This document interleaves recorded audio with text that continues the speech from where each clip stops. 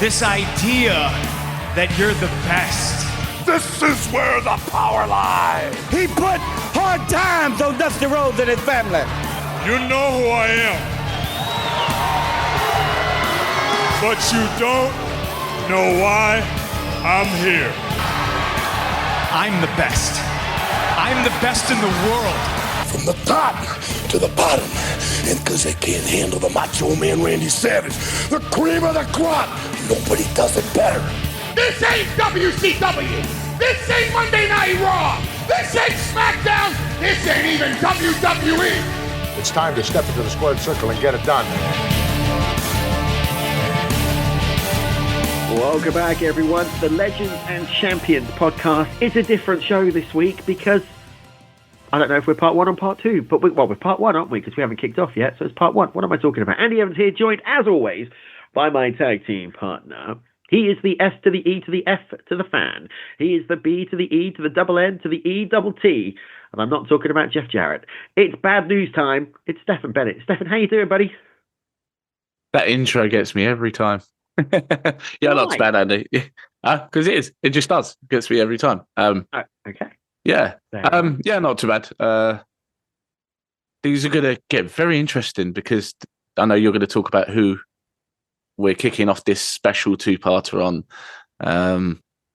It's time to go to the dark side. Yes. And if you can hear my breathing, I already sound like the person we're going to be talking about today, Darth Vader.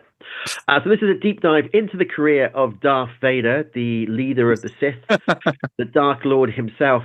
We're going to be talking about how he broke into the Rebel Alliance, how he broke into the Imperial side, and we're going to be talking a lot more about his feud with Han Solo and Luke Skywalker, and how he found that I'm talking a load of rubbish.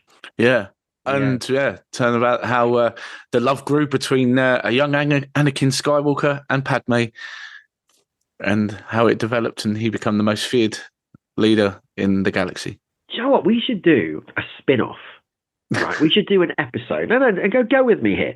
Yeah. About how Star Wars influences professional wrestling. Okay, interesting take. Just go with me. Darth Vader would be Vince McMahon. Right. Oh, actually, Emperor Palpatine could be. Emperor Palpatine would be Vince McMahon. Eric Bischoff could be Darth Vader. Then you've got potentially Hulk Hogan as the Han Solo style Maverick sort of character. Bret the Hitman Hart as the Luke Skywalker. I don't know where you put Sting. Maybe the Fabulous Moolah as the Princess Leia. I mean, that's a love story I wouldn't want to go through. I don't know. Haven't worked it out. But we could do some comparisons between Star Wars and the wrestling industry. Yeah. Yeah. Some more thought we'd need to go into that because that was a bit weird, that one. But yeah, I'm not giving anything at the moment. No, I know. My head's spinning through. I do want to say one thing, right? I'm gonna be nice to you. Okay. I know it's unusual, isn't it? So, if you've listened to these shows over the past few weeks, Stefan has actually said some nice things about me, right? You know, about what I do on the show and the work I do post-show. But I'm not going to do that. I'm not going to do that. I'm going to do this. Mate, I saw a photo of you the other day on Facebook, right? You are looking really good. The Manjaro is really kicking in. You look the best I think I've seen you in about 10 years. Yeah, so at the time of recording, obviously this is going to come out way in advance. So, so I lost. So the date of recording today is the 6th of November. That's the date we're on today, breaking the fourth wall down. So by the time this goes out, it will be sort of late November. But we're not telling you the year. No, we're not telling you the year. This could be any time. And in the future. Yeah. So on the 3rd, I weighed myself because I weigh myself every week, and I dropped enough weight where I've met the first of my two targets. My main target is to reach 17 stone, but my first target was to get under 19 stone, which I have now done, which means I'm the lightest I have been in over 15 years. Well done. Amazing. No, that's really good. Such an achievement. You're looking good, mate. You're looking a bit more energized than what you were maybe last year. Well done. Yeah. It's a massive achievement. And I think you also told me off air, if you don't mind me saying this, and I can cut this out if you don't want to, you've reversed some of the medical conditions that you had going into this, which is a massive achievement, and needs to be congratulated. Yeah, thank you. No, I mean, it's just a case like where obviously beforehand, I mean, you knew how big I was getting and how I was, and I had developed a lot of health issues. I had my heart failure, high blood pressure. I was having high cholesterol. My liver and kidneys were putting a bit under strain. And then I got diagnosed just a little over a year ago with type 2 diabetes. And within the year, I have, obviously with the help of medication, which obviously I use to maintain, my heart failure and blood pressure is still there, although my blood pressure is eased down. My cholesterol levels are functioning normal. My liver, kidneys are now normal. And my blood sugars are, even though at the high end, are in the green. So I need to see what they're like when I have my next blood test at the beginning of next year. And then they will decide whether or not they want to trial me off of my diabetes medication. And then if after a few months off the medication, if my blood sugars remain normal, I will then be in remission. I will no longer be diabetic. So it's getting there. It's getting there. It's just obviously, Mounjaro's working because I'm working with it. It's a tool that I'm using correctly. I'm working with it. I'm putting in the hard work that in order for Mounjaro to work. So this is why I feel there's a lot of stigma out there about people see it as a miracle weight loss drug, which it's not. It's to treat type 2 diabetes. And yes, weight loss is a part of that, but it doesn't do it for you. It programs your body to condition to allow you to work with it to do what you need to do in order to get the best results. So so we'll see how we get on. But yeah, I'm feeling positive, as can be. Without going into details, obviously, I've spoken about my partner on here. We're not together, unfortunately, so it's a bit of a blow. But it was nice because friends took me out over the weekend. And I bumped into some people I've not seen in a long time, and they barely recognise me because I'm not as big as I was. So I got a lot of compliments, which is nice to hear, and made me feel a little bit good about myself. So yeah, it's good. On you. So well done. Thank you. Good on you. Right, let's stop this loving, shall we? Let's do it. Let's go. Dong to Houston, Texas. Let's go to March the 24th, 1965, the same date, I might say, not the same year because she'll kill me, but the same date that my wife was born in 1983, March the 24th. I never knew that. This man was born to Frank and Betty Calaway. He is, of course, Mark Calaway, the youngest of 5 brothers in Houston, Texas, very much a sports individual. Very, as we all hear from all of these superstars that come in, you look at the likes of John Cena. He played center on World Trip High School's basketball and football team, and he even earned a basketball scholarship and went, you know what? I don't want to do that. I don't want to dunk baskets. I want to dunk heads. And he was a big fan of people like the Von Erichs and the immortal Hulk Hogan. In fact, he went as far as to say he was idolized the Von Erichs, and he went to become trained by a guy called Buzz Sawyer. Now, if you all know Buzz Sawyer, he was a legend in the wrestling industry. He was a cruiserweight promoter, and it wasn't like your standard, I don't know, training. It wasn't in a school. No. Let's put it this way. It wasn't a Killer Kowalski. I was trying to think of the name there. That's why I was buffering it a little bit. It wasn't a Killer Kowalski style training that Triple H had or China had. Oh, no. These were brutal front yard workouts. All right. So if you can imagine what these were like.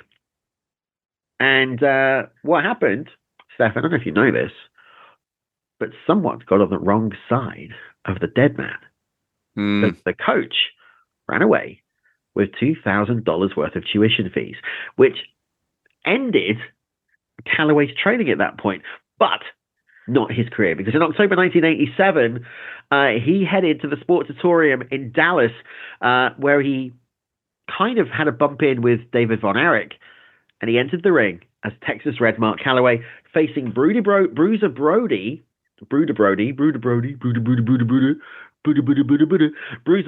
in WCCW. That was his first match, his first entry into professional wrestling. We are, of course, talking about Mark Calaway. Yeah, and I think it was also one of his first encounters with it, of working with a specific, somebody who was a very influential person in his career in the World Wrestling Federation later on, a certain gentleman who, before he became a mortician, was none other than Percy Pringle. Who he is, Percy Pringle, the third met the Undertaker in Dallas. Very good. Thanks. It's no flying Brian. Do you know what? That was really weird, because I was literally about to compliment, just say, it's nearly as good as your competitor, and then boom, there it was. Hey, competitor would always be the best one. But it wasn't just Texas that Calaway was receiving success in. He plowed through the Texas Mid-South territories in WCCW. He spent months appearing as the masked giant, the Texas Red. He challenged Kevin Von Erich, teaming up alongside Ted Archibald for the tag titles. He came up short in a tournament. He later toured South Africa as the Texas Red Jack. Then he headed to Memphis's USWA as the Master of Pain, Mark Calaway, where he feuded with the likes of the King, Jerry Lawler, defeating Lawler to become the USWA Unified World Heavyweight Championship. But it was in 1989 that things changed, because he briefly rebranded in the USWA as the Punisher. He then returned to Memphis under the Master of Pain name. But it was in 1989 that Mean Mark Callis made his debut in WCW. Wrestling, baby. Wrestling. Yeah. I'll tell you what, though, it's... I always... See, this is the thing. When you're growing up as a kid and you don't know the backgrounds and where a lot of these, wrestlers got their start, and you don't seem to think that, when, like we've just touched on, like with the whole thing with Percy Pringle, Paul Bearer, you would never have known. It wasn't until I was probably an adult that I actually, when I delved back more into the history of Mark Calaway, that I actually was like, oh, okay, so Paul Bearer, this isn't actually the first time, that they've actually encountered and worked together. Hold that thought for just a second. Yeah. No, I didn't know that either. But actually, have you seen that Mortician documentary that's been released? Yes, the one on YouTube. Yeah. It's back on. It's on YouTube, isn't it? It's on the WWE Vault, which is, if you haven't checked out the WWE Vault, that is one of the things that I highly recommend. Maybe even more so than Netflix now. I mean, it's brilliant. But I think they reference it in that Mortician documentary about the fact that they knew each other in Dallas and in WCCW. But it's really weird, isn't it? Because when you think about the breadth of the landscape of professional wrestling, you think it's huge, isn't it? It's all of North America and the US and Europe and everywhere else. But how small a world is it that the two of the most iconic figures met each other about 20 years before they went into, or 3 years or whatever it was, before they went and worked together in the World Wrestling Federation. Yeah, and I mean, that's the thing as well, isn't it? It's again, obviously, when you're a kid, you don't really know a lot about it. Wrestling was very territorial. There was all these territories before, Vince McMahon ended up buying up a lot of them and taking a lot of talent. So, it's inevitable that, when you learn that a lot of faces and names that would have worked together. They would have had experiences, whether, some of them surprised me when you got so used to watching them in like the World Wrestling Federation as, as nemesis of each other, and that they used to maybe team once or twice on some of the circuits in the territories and that. It's bizarre. So, even when you're a child and you're loving what you're watching, when you get as an adult, if you still got that passion for wrestling and you want to learn, it's a phenomenal thing to delve into, the history, just how much stuff and knowledge you can uncover that you never would have suspected. Which is why I love this show so much, because of the fact that, you do find there's stuff I'm finding out each and every week when we're doing these shows that, you never know. But let's talk about the WCW run as me, Mark Callis. He was the only way I can describe Mark Callis in WCW was this no-nonsense Ozzy Osbourne listening bad guy dressed in black. In fact, it's the same character, I think, that appeared in Hogan's Suburban Commando movie in 1990 alongside Kevin Nash. Yeah. He was booked as what you would call at the time that monster heel, wasn't he? He was, this nearly 7-footer, over 300 pounds. What a dominating figure when you saw him in the ring. And at the young age as well. I mean, he could go with the likes of the Road Warriors. He was paired up with Danny Spivey as the Skyscrapers. And I'm sure Danny Spivey would kill me for calling him Danny Spivey. Yeah, I tell you now, though, that, in hindsight, when you look back, what a extremely intimidating prospect of a team that is to look on the opposite side of the ring to you. Is you've got Mark Calaway and you've got Dan Spivey. I literally probably would have to have run out to change my trunks if I had to face up against them, honestly, because we all know that Dan Spivey, we all know, we know a lot about him. Well, I know some of us do. And I find his interviews very fascinating. And obviously I've always gone on record as saying I was very disappointed. It's a shame that the Waylon Mercy character didn't really take off to have a real run with it. But he's a very imposing figure, is Dan Spivey. And you put him with the man that would go on to become the Undertaker, and you put the two of them side by side together. That is not something you want to get into. I mean, it's interesting, isn't it? Because, Dan Spivey is someone that, again, if you go to this wish list of who you want to speak to, I've always wanted to sit down with Dan Spivey. Amazing. Not even on phone, just sit down over a coffee or a beer and just talk to him about his experiences. Because Wrestle War 1990 was the biggest match, I think, for the Skyscrapers at that point. It was the Chicago Street Fight against the Road Warriors, Hawk and Animal. He then left WCW, Spivey, disappeared for a few years, ended up back in the World Wrestling Federation as Waylon Mercy in 1993. That we talked about that on the Bray Wyatt Super Show, the Wyndham Show, a few weeks ago now.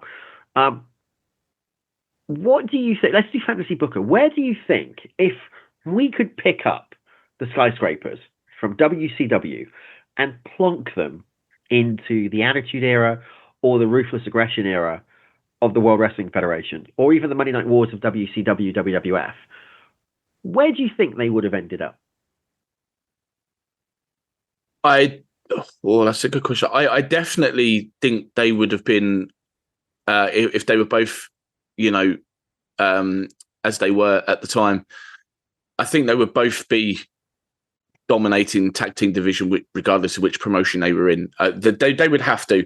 I mean, now, like you said about fantasy booking, could you imagine them against like the Acolytes, Bradshaw and Farouk? Oh, that'd be tough, wouldn't it? For example, that it's just there were so many possibilities, and obviously, in hindsight, thankfully that didn't happen because we wouldn't have had the Undertaker. Yeah. But again, as I said, it's unfortunate that Dan Spivey didn't go on to have the remainder of the career that he maybe could have had or should have had. I think those guys, you could have put them rightly, as you said, anywhere, any of those points. I think even the Ruthless Aggression Era, that could have worked. I mean, the Ruthless Aggression Era, we had all different styles of tag teams as well, just like what we had in the Attitude Era, but probably a bit more so. I think it would have worked. But I have to reference that match against Road Warriors, that Chicago Street Fight. I mean, that was a fantastic match to watch. I really recommend going back to watch that. It's one of those matches where a decent match when you can go back and watch it 35 years later and get sucked in. You don't know the storyline. You don't need to know the storyline. You just get sucked into the action. And I love going back and watching these classic WCW events because, let's be frank, the production was dreadful. The commentary for 90% of it was dreadful. And the in-ring action was dreadful. But there is something about those classic WCW events that makes you go all warm and fuzzy for wrestling goodness. Yeah, I think it's because back then it reminds you of what indie shows might have been like back then, because I think in our modern day, obviously indie shows here in the UK, obviously their production value, they have more resources now and things are kind of gone. But if you go back to sort of like 10, 15 years ago when our indie promotions here were more basic because there wasn't a lot of money in those, they were made up of talent that were still almost teenagers or in their early 20s. I mean, I've refereed Pete Dunne matches when he was a teenager as Tiger Mask, things like that. You look at footage from back then and you look like it's like a sports hall full of, I don't know, less than 50 people, for example, when there's no pyrotechnics, the music isn't licensed, it's all just, pick whatever song you want sort of thing.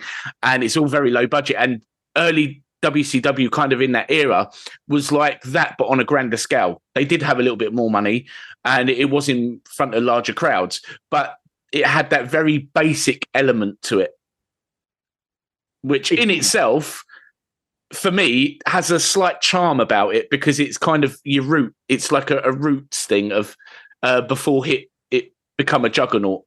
Do you know, it's funny because you've got the Reddit subforums, right? I'm not the biggest Reddit user because like a rabbit warren and you just get lost in it. But one did come up on my timeline the other day on my phone. It flashed on my phone.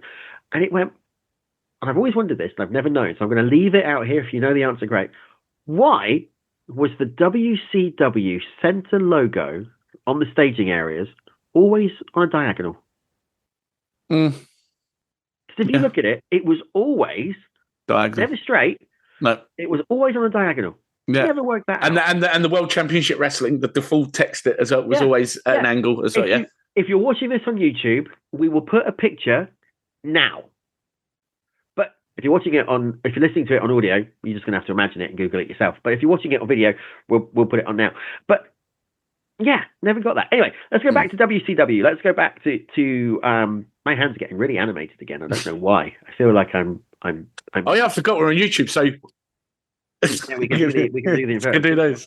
We are on YouTube now. More on that in a minute. He went into singles run.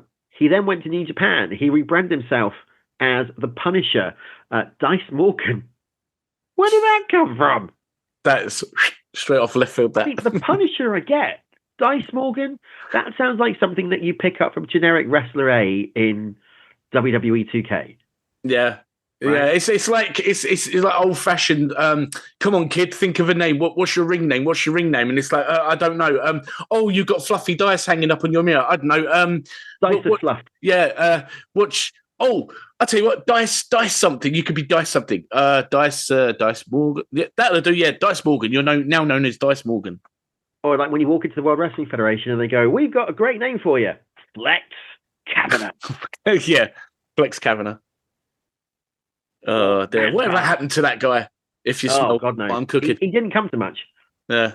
What was interesting though is when he returned to WCW, because I will admit I forgot this. I forgot the fact that Calaway was a Paul Heyman guy.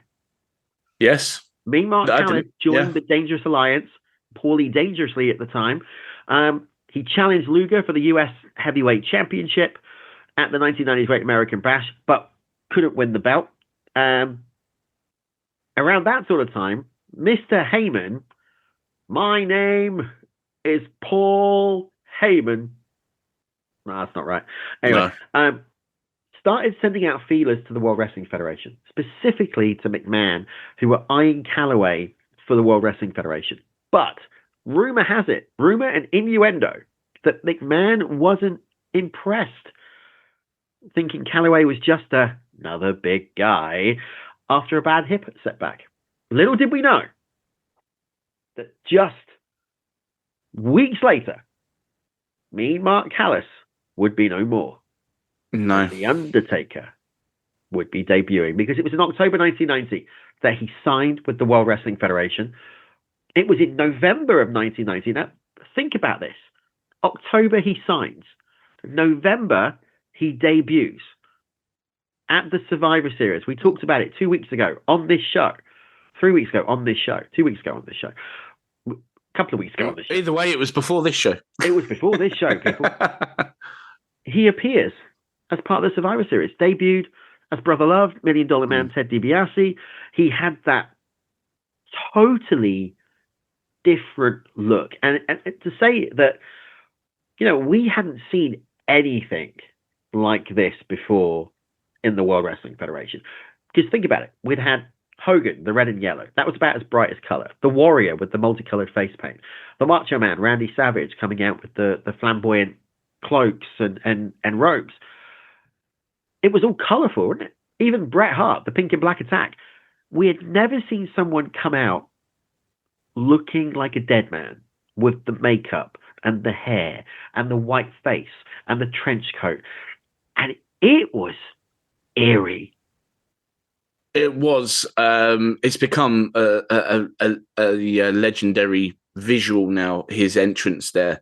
If you think about it as well, I always loved the story that Mark Calaway told about how he got the gig as the Undertaker, where he just got a phone call from Vince McMahon one day, and he was like, "Hello," and Vince's voice on the end of the phone and just like, "Hello, is that the Undertaker?"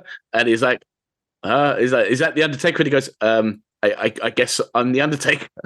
And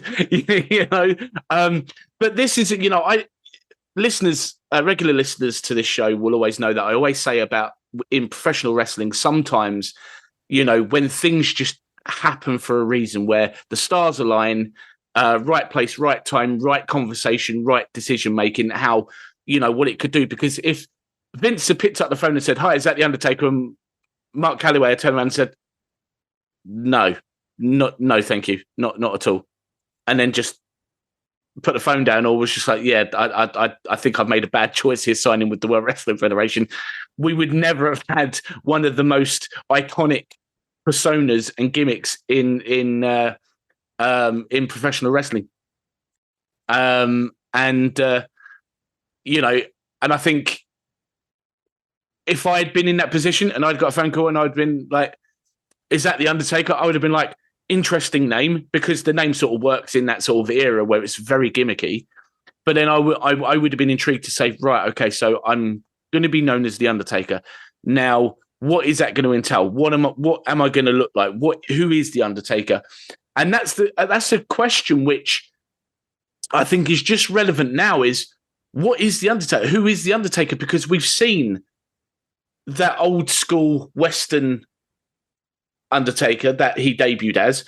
We see him gradually change and evolve with the times to the American Badass, to Big Evil, to back to going all dressed in black, more gothic style, to where we see him over the years towards the end of his career.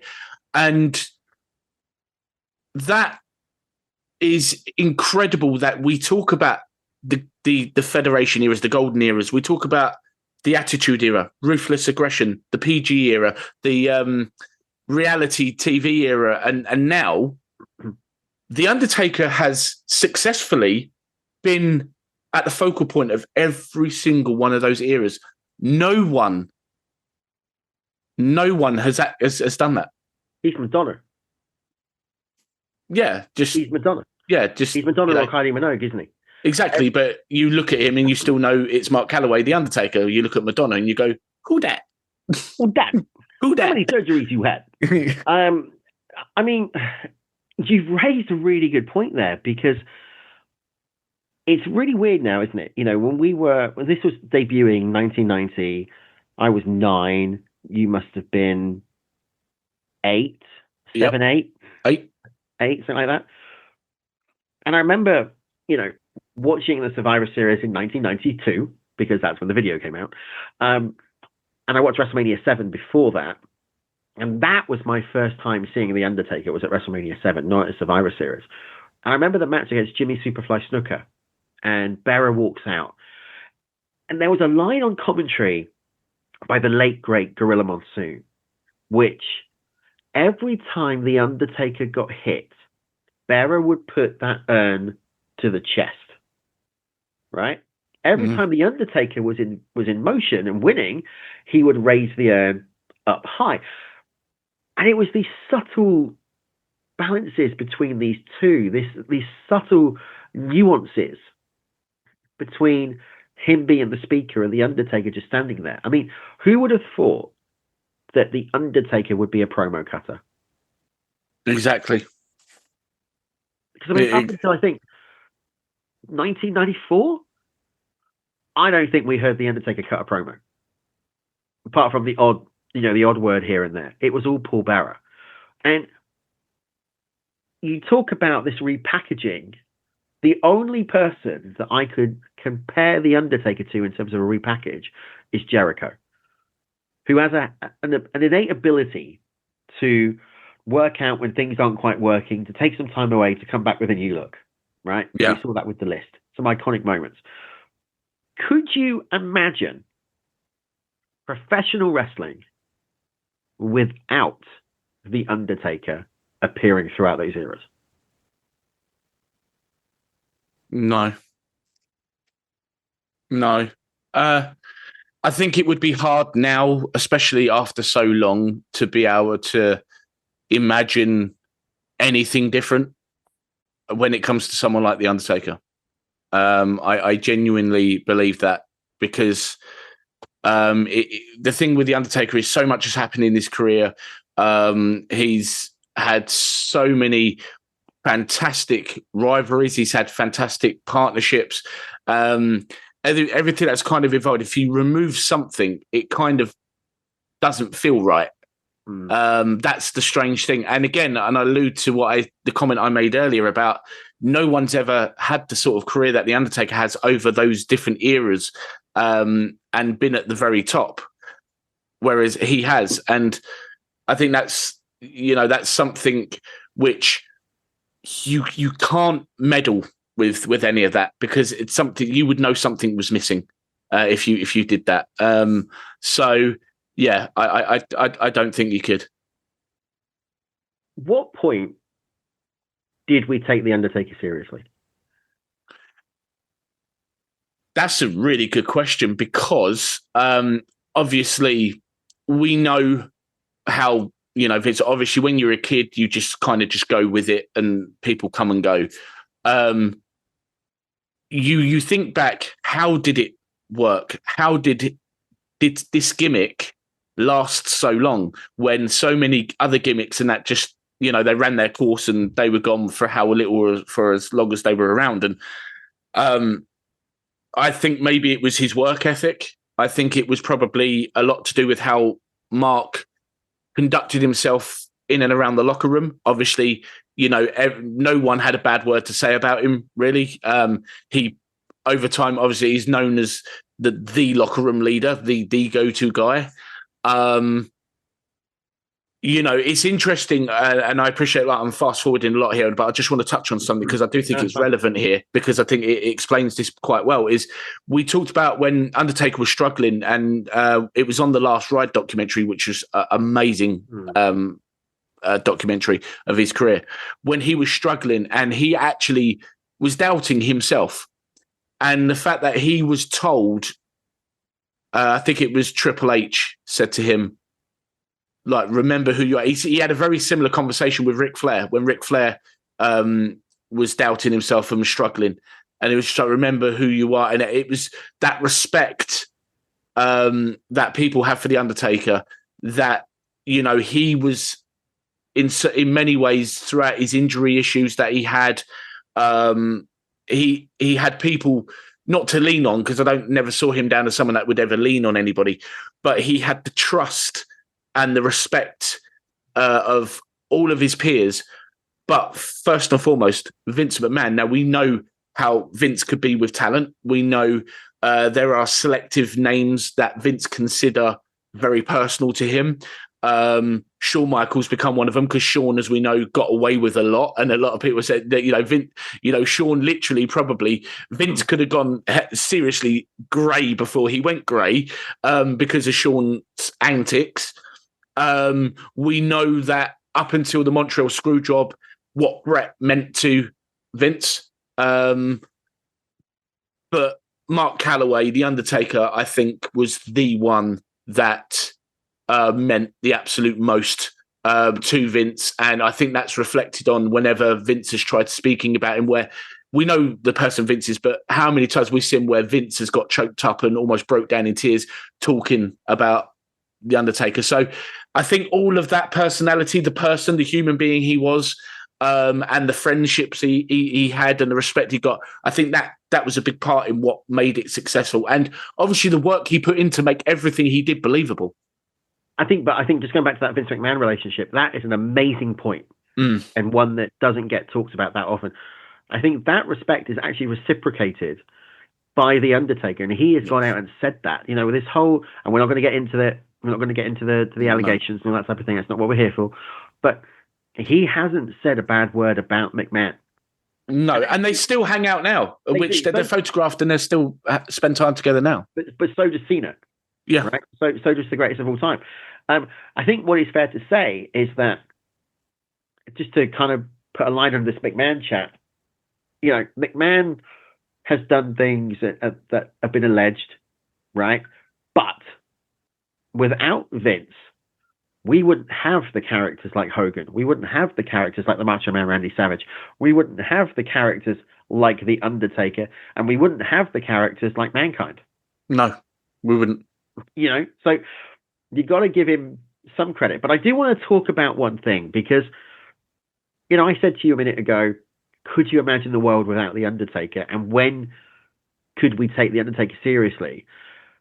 I think the World Wrestling Federation took him actually seriously right from the word go, because less than a year later, at the 1991 Survivor Series, he won the World Championship. He beat Hogan. Yeah. Now, love or hate Hogan, think Hogan is brilliant, think Hogan's the devil. He was the biggest name in the World Wrestling Federation at that point, and to go over Hogan put you on that list.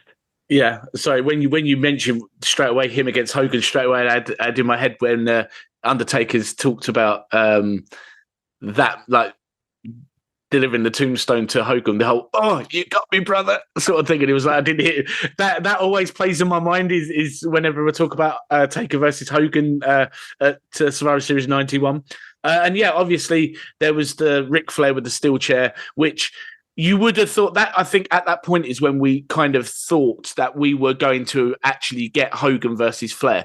That was what was going to ignite that feud to carry on, the real world champion, so to speak, is what Flair would call him, and the World Wrestling Federation champion, Hulk Hogan. And I still think it's a shame that in their prime during that time they didn't, in the World Wrestling Federation, lock horns and maybe do like a title for title type thing or something like that. I don't know, but the tag team title for the WWF title.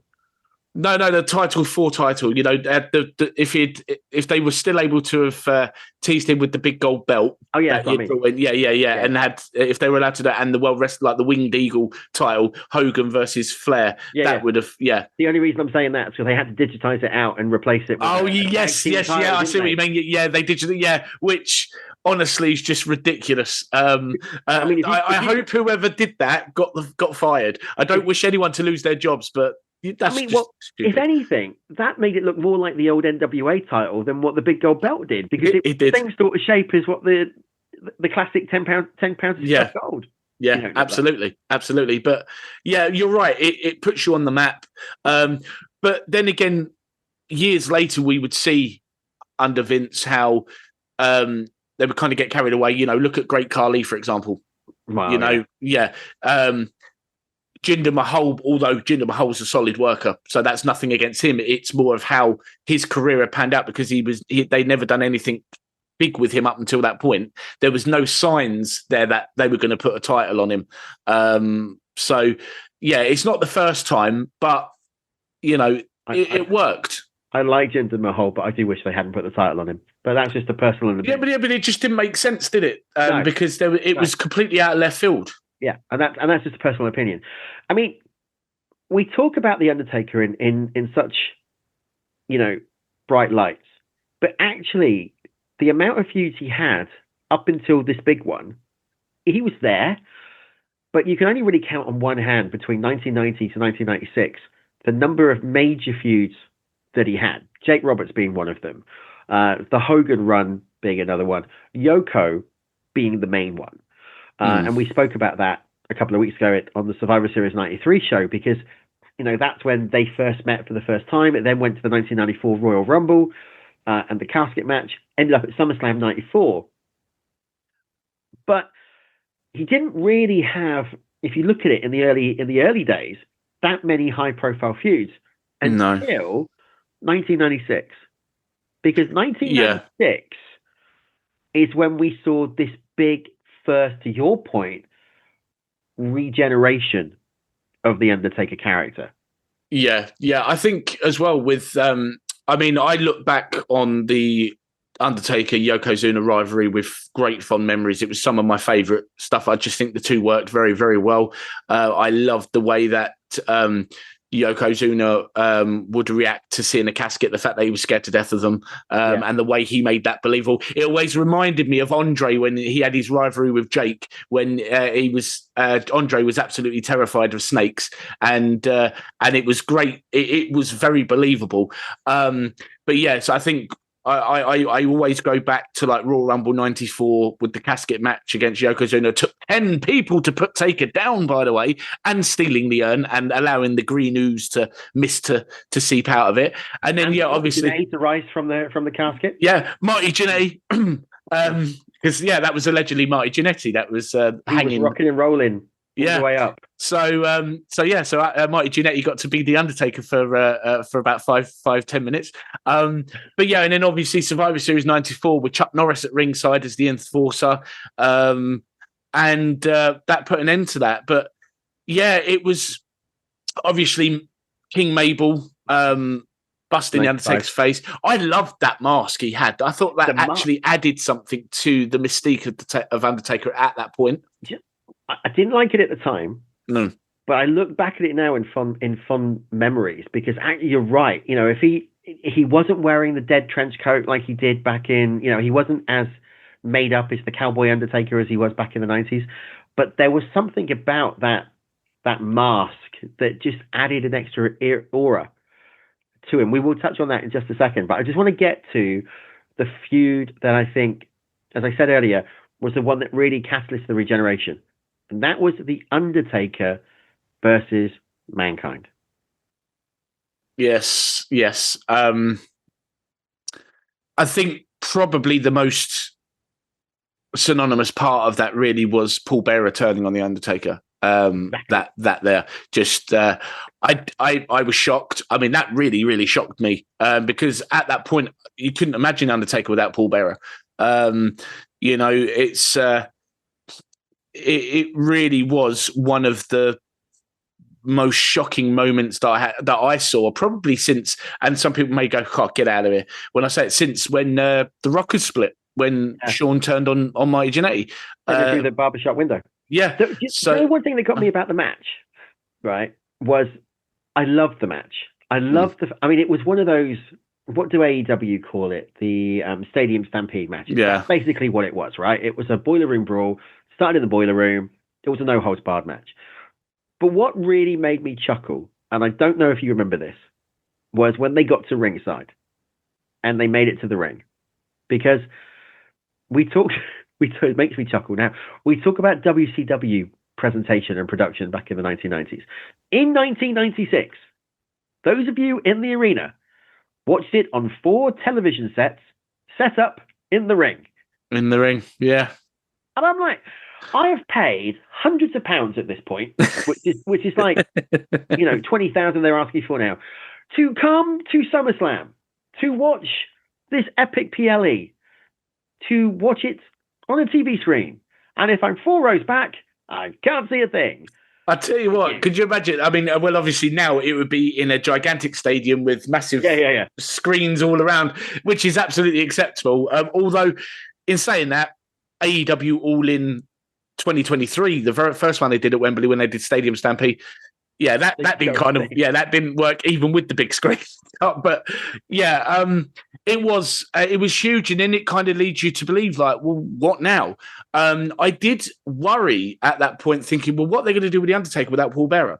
And then I was thinking, but what's going to happen with Paul Bearer? Is he going to stay with Mick Foley now with Mankind? Obviously, there was, you added Vader to it a bit as well, so it raised a lot of questions at that time. It did, but they also introduced Kane. Yeah. Oh, that was. Do you know what? Still, hands down, one of my top 5 favorite storylines was the bringing in Kane. The whole. Well, you're breaking up. So for people watching this on video and on audio, they were like, "What? Yeah, you tried your best Percival Pringle and it didn't work." Yeah, he still went, but we get the point. I don't know. My mic's oversensitive. It's because of the fact that you're doing such a good Percy Pringle, he doesn't want anybody to listen to it. But that was at Hell in a Cell, wasn't it? That was in your. Was that In Your House Hell in a Cell or In Your House Mind Game?